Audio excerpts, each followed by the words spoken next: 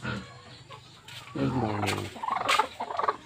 Tingnan natin yung manok na kuan. May isang napisang kahapon.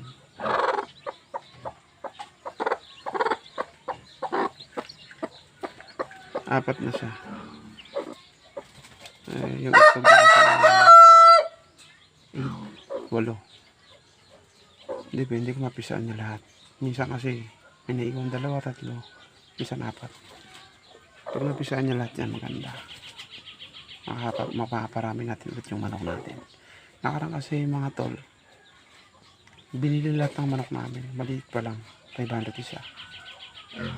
Kaso syempre sa malang bilihin na umubos lang. Ito, yung pinakita ko nakaraang araw, yung mga maliliit. Mga 500 yun. Hindi ko muna binibenta. Palalakihin ko muna. Share ko rin sa inyo yung kalapati namin. Actually, hindi sa amin to eh. Yung babae, doon sa pamangkin namin. Yung lalaking kalapati. Sa akin, napulot ko lang. Di kinuha ko na. Tsaka gabi yun eh. Hindi siguro siya makaapon. Anong nangitlog siya? Minsan umabot ng 6. Yung pala hinahawakan ng pamangkin namin.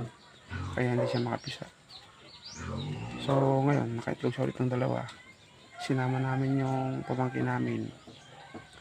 Pumunta sa Manila. Kaya nakapisa siya. Nakapagpisa kasi walang makikialam sa itlog nila eh. Tara.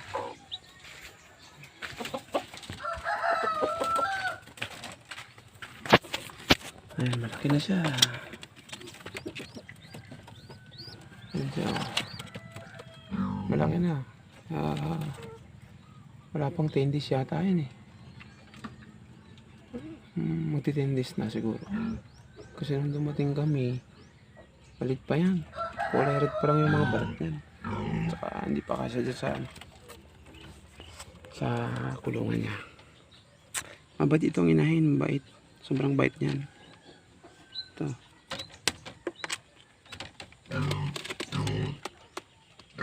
Wala akong idea dito eh. Basta napulot ko lang yung kalapati na yan.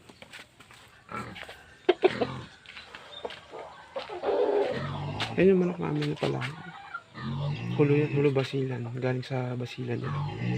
So, pararamihin natin para gumanda. Kaso nga lang, matapang to eh. Yung isa doon, nagpisa na. Baka ng videos. Malaki yung mga anak niya. Malaki. Sulit ka talaga pag binanta mo. Minsan may bili na kwan. Pinangkakatay nila siyempre. Pang bisita. Malaki eh. Ilang kilo yung isang manok. 3 kilo. Abangan nyo yung next video namin. Salamat nga pala sa mga may nanonood dyan. At teka sa inyo. Shout out.